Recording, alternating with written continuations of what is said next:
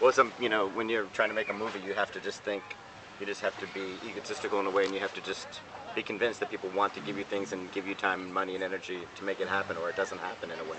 Well, here, no one gave money except friends or, family.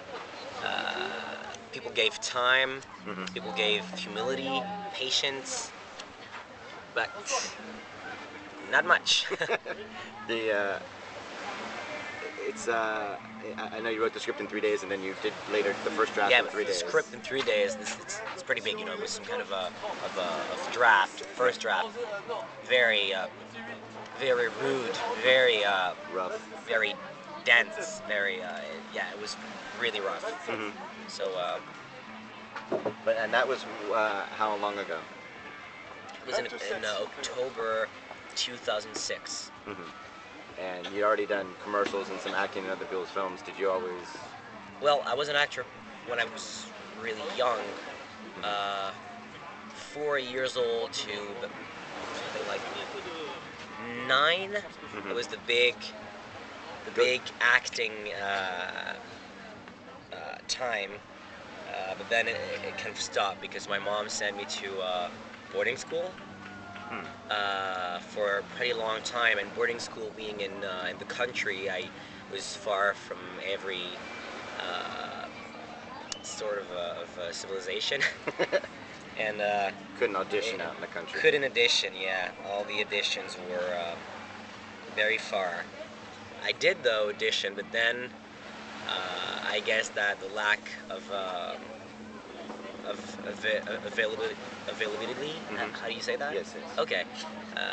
Désolé, made casting directors not angry, but forget me. Yeah, they forget you. Yeah. When you're not free, you don't exist anymore.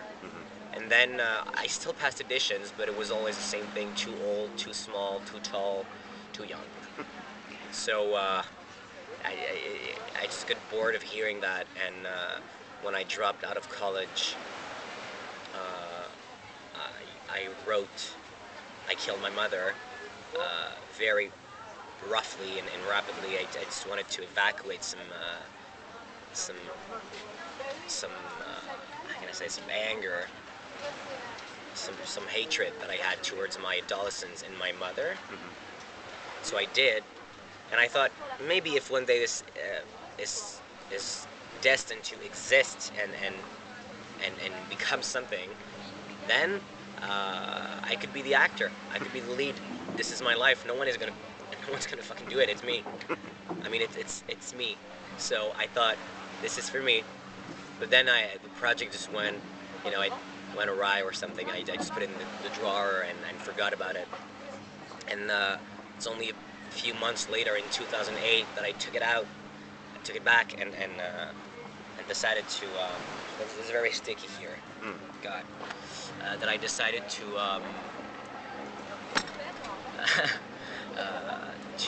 rewrite it and put more. I'm not very fluent in English. I don't have a lot of words. Well, I'm just idiot American. I don't speak any French, so it's okay. I apologize. I'll try. Your English is much better than my French. Thank you.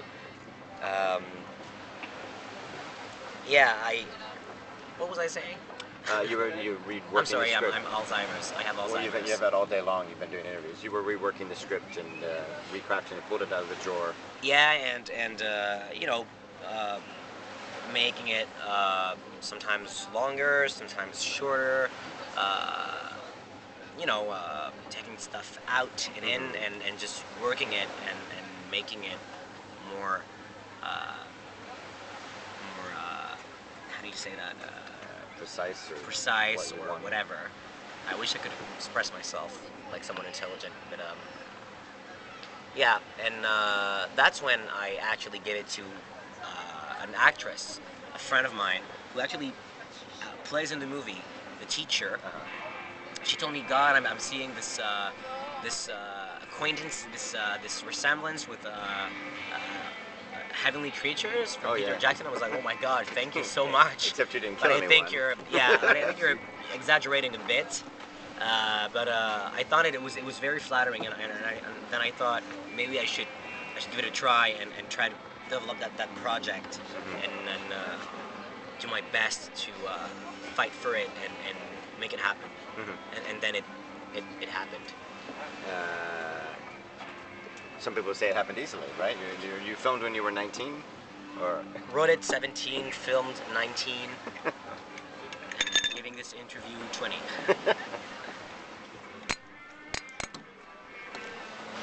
Thank you.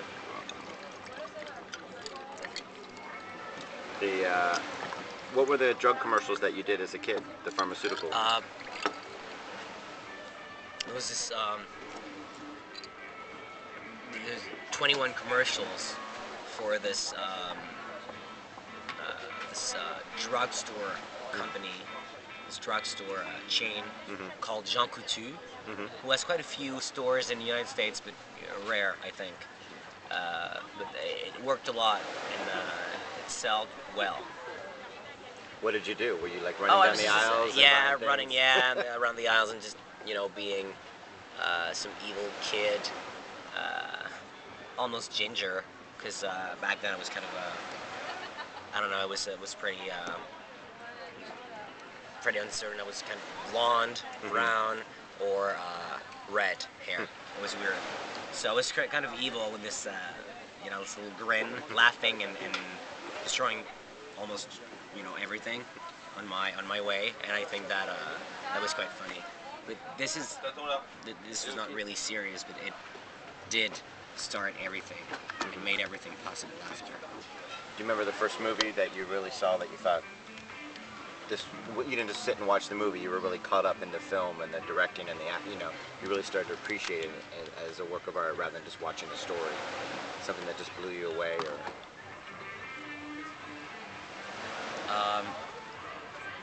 I'm not sure of the title in English. This is a French movie. It's Children of Paradise? Yes. From Paradise? Children of Paradise. Children of Paradise. Les Enfants du Paradis.